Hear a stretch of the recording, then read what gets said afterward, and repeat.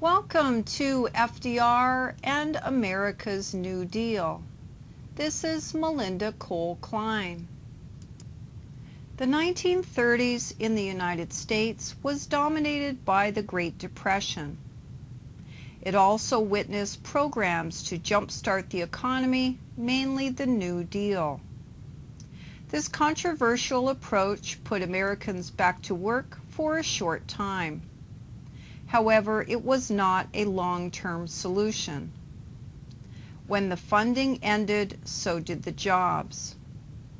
President Roosevelt's New Deal established programs between 1933 and 1937 with the goal of relief, recovery, and reform of the U.S. economy during the Great Depression.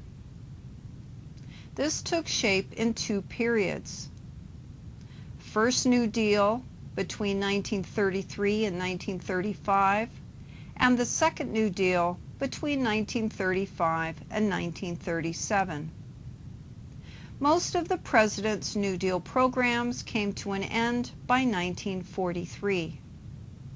One program, the National Recovery Administration, was ruled unconstitutional by the Supreme Court. Franklin Delano Roosevelt was elected in 1932. In successive elections, FDR was re-elected 3 more times, 1936, 1940, and 1944. This is the only U.S. president to have served more than 2 terms. To ensure this did not happen in the future, the 22nd Amendment to the Constitution limits an elected president to 2 terms in office. This came into effect in 1951. By 1944, FDR's ill health and poor lifestyle choices had caught up with him.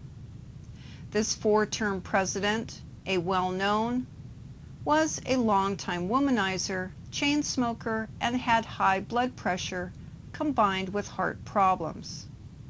It was understood that if re-elected, FDR would likely die in office. In fact, this was the case. Just after the start of his 4th term, FDR died in April 1945. This would bring the Vice President Harry Truman to the White House as president. FDR's New Deal, he promised Americans, had 3 components, remembered as the 3 R's. Number 1, relief was the immediate effort to help the 25% of the American population that was hardest hit by the Depression. Roosevelt expanded Hoover's Federal Emergency Relief Administration work relief program and added the Civilian Conservation Corps, Public Works Administration, and starting in 1935, the Works Progress Administration. Also in the same year, the Social Security and unemployment insurance programs were added. Number 2, recovery, was the effort in numerous programs to restore the economy. By most economic indicators, this was achieved by 1937. Except for unemployment, which remained high until World War II began. Number 3, reform, was based on the idea that the economic depression was caused by the Wall Street instability and other economic factors. In this line of reasoning, Democrats regulated investing and U.S. finance practices to stabilize the economy in an attempt to make it safer to invest. The main goal of the Federal Emergency Relief Administration was to lessen unemployment of adults. It provided state governments with taxpayer money in order to create jobs for those who were accepted into the program. It began in 1933 and ended in 1935. In all, about 20 million people gained temporary employment under this program. They built parks and other facilities on government-owned land across the country.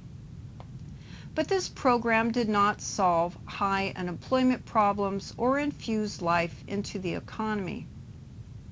By the winter of 1933-34, working-class families were still losing their jobs. This led the government to create the Civil Works Administration, a short-term project that put $400 million into a program that created more government-paid jobs, paid again by U.S. taxpayer dollars. History shows that these programs do not solve problems, only kept working-class families employed at very low rates. The coming of war in Europe by 1939 ended U.S. unemployment, not the social reforms and creation of government jobs. The CCC became one of the most popular New Deal programs among the general public. The Civilian Conservation Corps served as a relief and work program. It employed out-of-work young men, and they worked on conservation projects, building parks and trails for about $1 a day. These government youths worked around 40 hours per week, paid $30 a month on the condition that $25 would be sent home to their family. The boys lived in military-style camps with regulated hours of when to get up, when to clean, and work, and also instituting eating routines as well. These jobs, while they targeted conservation, the boys also installed power, utility, and telephone lines, repaired or installed fence posts and fence lines, along with constructing rural logging and fire roads. To protect against the effects of erosion, hired boys planted 3 billion trees, all the while, on the scientific front, groups assisted in archaeological digs. Thus, their jobs, paid for through taxpayer dollars, varied while suiting the needs and the direction of government interest at the same time. The Tennessee Valley Authority is a federally owned corporation created in 1933 that controls flooding, generates electric power, allows for river travel, and serves to house water. In U.S. history, this was the first federal government corporation owned and managed by the government. Still today, a very controversial subject. In free democracies, people, not governments, own businesses. Government-owned businesses operate under fascist-style governments and oligarchies, governments ruled by the few. Regional power consumers benefited from lower cost electricity supplied from the TVA's network of 29 power-producing hydropower facilities. It offered backcountry hill people not only electricity for the first time, but an affordable utility. This agency that delivered power and regulated their own authority gave this rural region much-needed jobs during the 1930s in building hydroelectric power plants and dams. The second phase of the New Deal programs included Works Progress Administration, the WPA, created in 1935, a large program that employed in all 3 million Americans. Through this taxpayer-funded program, Americans built airports, golf courses, school and college buildings, city libraries, and county roads. It maintained a tiny budget for art projects such as the painting of post office murals across the nation and offering some music concerts. It operated until 1943. By that time, it had become, according to some estimates, the largest employer in the country. As part-time work to the unemployed, workers were employed for 20 to 30 hours a week. By far, the longest-lasting reform came with the passage of the Social Security Act of 1935. Currently, the nation cannot afford to offer it without borrowing money to pay for it. One reason for this is because Social Security monies collected are put into what is called the general fund. This federal government account is a place from which the government removes funds when needed for expenses. Since the federal government has been spending more money with the rapid growth of federal social programs over the years, this age-old pension system is in trouble. How to resolve this dilemma is one of the key debates in the 2012 election cycle between Democrats and Republicans.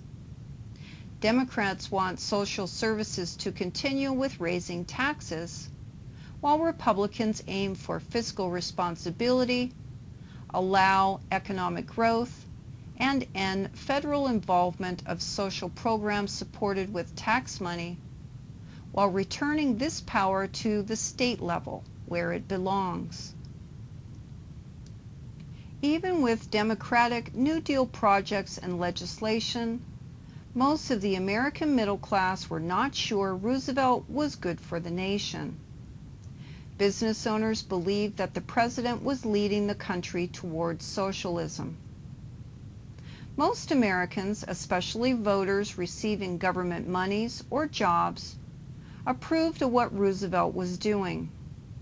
They expressed this support by re-electing the president in 4 different, though successive, elections.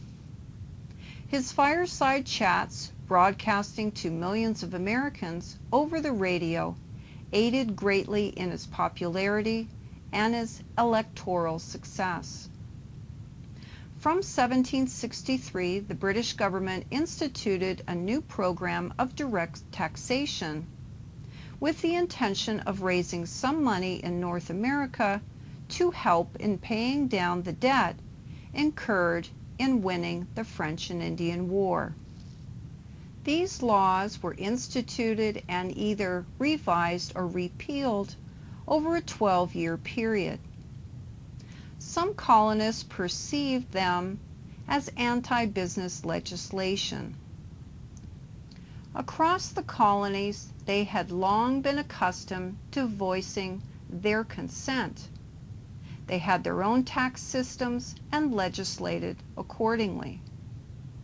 However, with the Stamp Act of 1765, the cries for liberty against the yoke of tyranny grew louder among settlers and intellectuals across the colonies. The American Revolution was fought to separate the state and the economy. With the new tax laws and cries of liberty, a marginal sector of the American population grew in numbers. In time, noticeable sectors in the colonies began to resist imperial authority, which was argued that would drive them to the poorhouse, though in reality it was a few pennies here and there. However, for those who were able to effectively articulate their views, sectors of the 13 mainland British colonies began a conversation in which separation from the empire was the correction needed. So in time, the new British taxes and imperial policies became the patriot mantra, as the resistance to anti-business laws by about 30% of the colonial population began to take shape. From the 1780s to 2010, excluding Presidents Theodore Roosevelt, FDR, and Obama, Congress and Republican presidents are less likely to establish government regulations over private business practices because it limits economic growth and wealth. Infrequently, presidents have chosen to regulate American businesses in one way or another because, according to the political climate at the time, the employer class was perceived as irresponsible to such a degree Congress had to do something. An independent market-based economy has been strongly supported in the short history of the United States. However, some private industries, such as banking and utility companies, can affect the global economy and merit some regulation. One explanation for the Dust Bowl is a most convincing one. It was an ecological disaster that resulted from 6 to 10 decades of plowing up ancient drought-resistant topsoil and planting annually. With little or no crop rotation, the land quickly degraded. Without a doubt, American farmers in plain states mismanaged the land. Best estimates have recorded that between 1932 and 1939, there was an average of 50 storms a year. Thousands died. By 1934, 300 million tons of topsoil was captured by great storms. Dusty winds turned day into night. By 1938, almost 900 million tons of topsoil had blown away. By the early 1930s, dust storms carried millions of tons of topsoil from the central U.S. and to southern Canada eastward to the Atlantic seaboard. Witness statements from the Carolinas claim topsoil fell into the sea. This ecological disaster, in which millions of Americans were displaced, headed west looking for work. Most of these people, sharecropping farmers, had outlived their usefulness in a time because farming machines could plow or harvest acres of land in hours. Hired help could do the job in short time periods. Historically speaking, sharecropping, in which anywhere from 30 to 50% of the profits from each harvest goes to the landowner, the farmer benefits as he or she is not required to pay a fixed rate of rent. However, in the southern part of the United States, generations of dirt farmers believed in a moral sense they owned the land too, because they had been born to it and died bringing in crops year after year. This, of course, is wrong. However, millions of sharecroppers hoped landowners would deed them their property that they had worked over generations. At best, most dirt farmers were poor. The children born into this life infrequently attended school because they were needed as farm hands. Thus, for millions of Americans, they grew up ignorant and poor, with no options once the Great Depression arrived.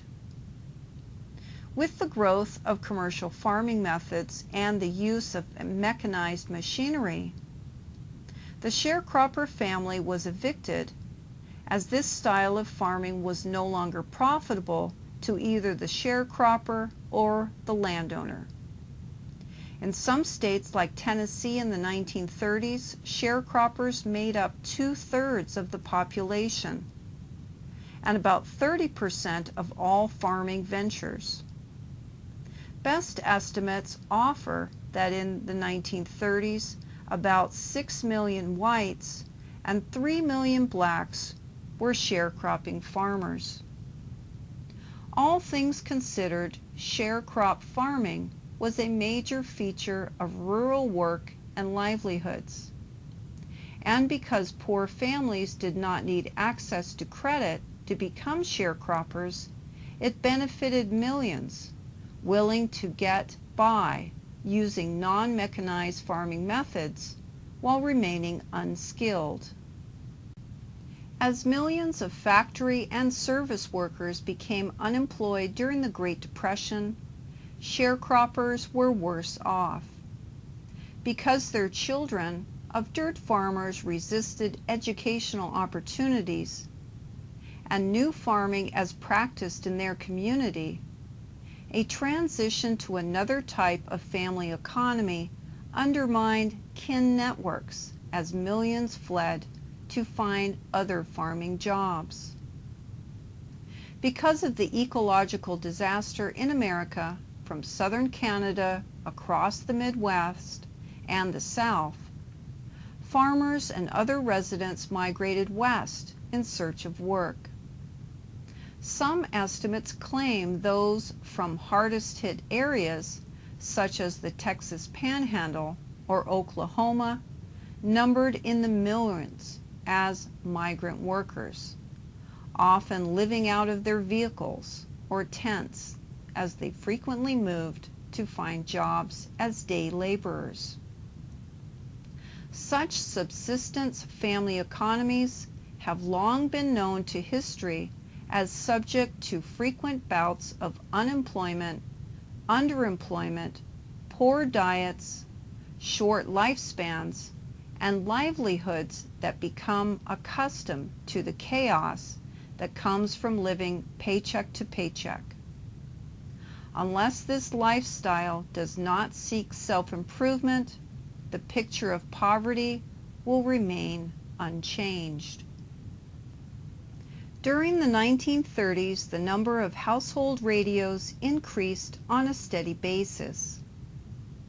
In 1939, 27.5 million Americans owned household radios. Not just a source of music and news, the radio was the center of the living room, capturing the attention of family members. The magic of the radio allowed millions of desperate listeners hope, while it boosted morale. In regards to the radio, I'd like you to consider the following. This became one of the most believable fictional radio programs of all time. War of the Worlds broadcasted on October 30th, 1938, an Orson Welles radio adaptation of H.G. Wells' classic novel of the same name. This live radio broadcast brought significant fear to millions of listeners. The plot line tracked the progress of a Martian invasion already in progress. The New York City broadcast began with a short introduction regarding the program's fictional nature. However, many people missed this opening moment.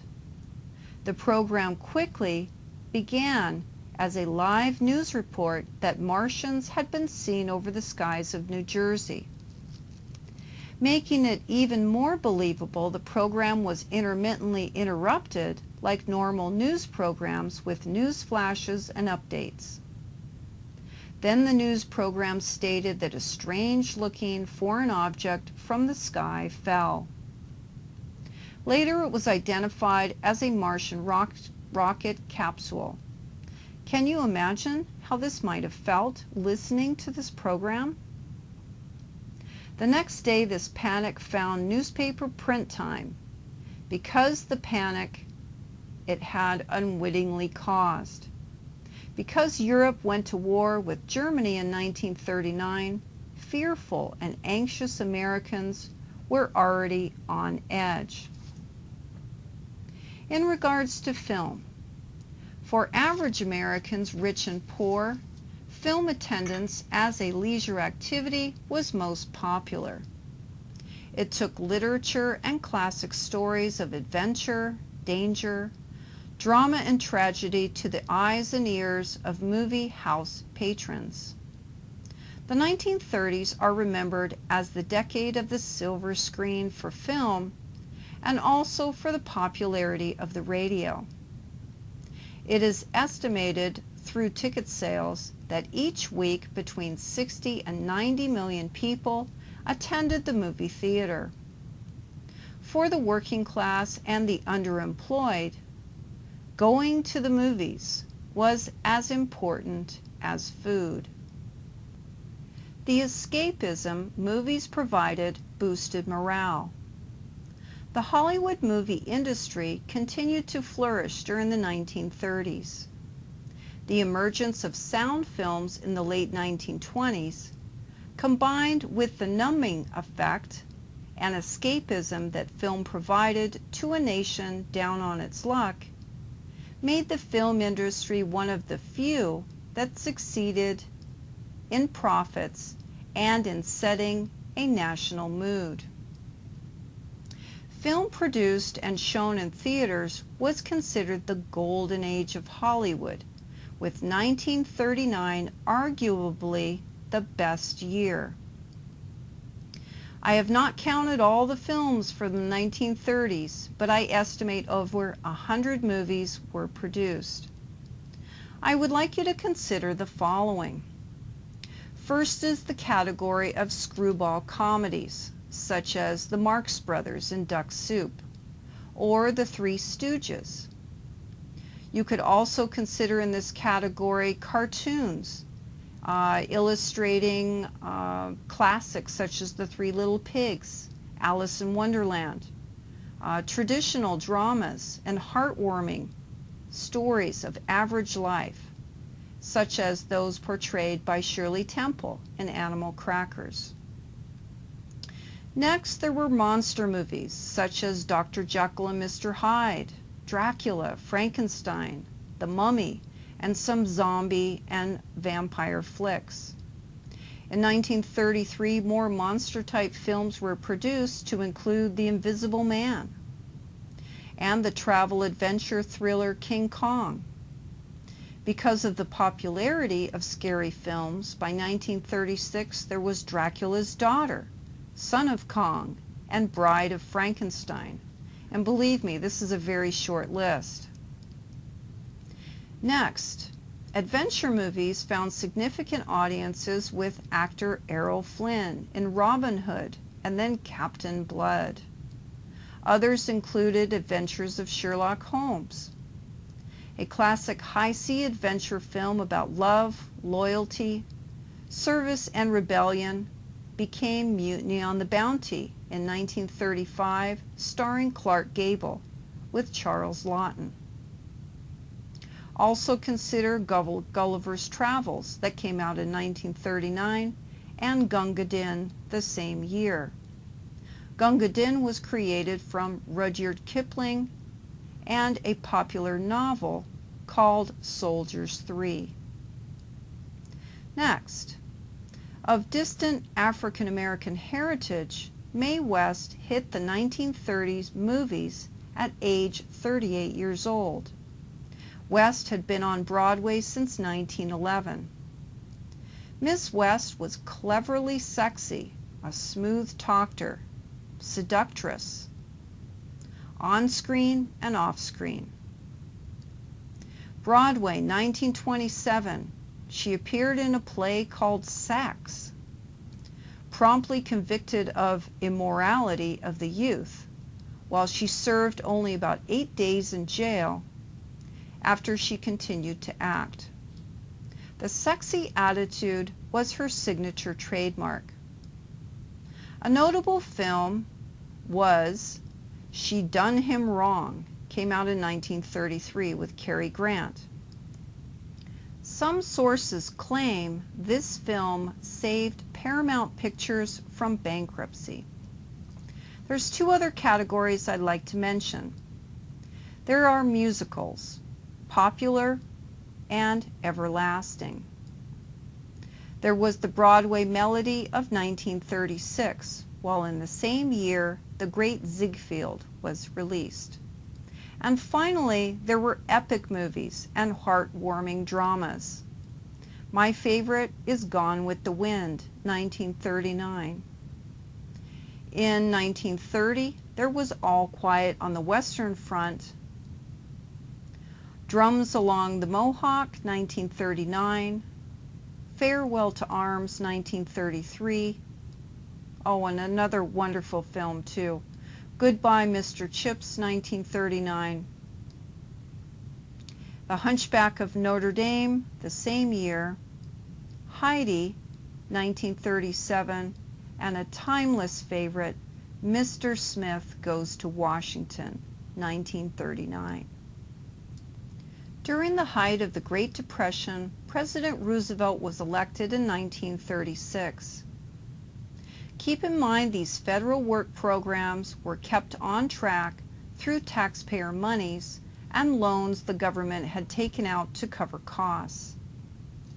Such as for Americans in 2012, the nation lacks a balanced budget and cannot afford the programs it pays for. By the summer of 1937, Roosevelt attempted to balance the national budget. In aiming to right spending wrongs, the President and Congress allowed work programs to run out of funds, such as for the WPA.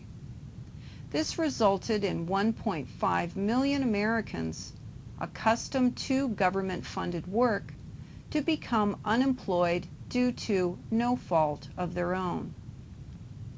Such government programs give false hope and security.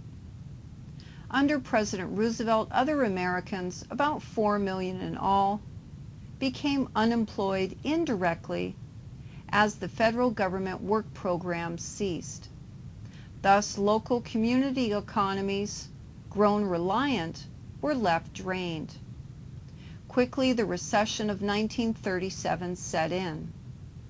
Overall, from 1932 to 1938, the federal government had spent $5 billion of taxpayer money in an attempt to improve the American economy by creating public works projects. While this effort gave short-term employment to those out of work, it did not jumpstart the American economy as expected. Consumer spending remained low. In his frustration and inability to manipulate the American economy, President Roosevelt asked Congress to create a commission to examine reform and the national economy. Later in 1938, this committee came to the conclusion that one way Americans could shape the economy and their work lives was to create labor laws. As the president refocused his attention to the political climate in Europe, the Fair Labor Standards Act was passed in 1938. This law lowered the American work week to 40 hours. All the while, it placed additional restrictions on the hiring of children. By supporting this law, the president sidestepped the issue that the government should have separated itself from the economy. However, his popularity continued. What brought Americans out of the Great Depression? The answer lies in the economic boom that was created with the war in Europe by 1939. All the while, America remained neutral until 1941. So the lesson here in America remains that it is not the role of government to control the direction of the national economy by creating broad-based work programs supported by taxpayer monies. These, at best, are short-term solutions. Work is created from the private sector, from families and individuals, through and by their efforts. Much of our history, since the time of the American Revolution, it has been the entrepreneurial spirit that has built and sustained our domestic national economy, one business and resident at a time.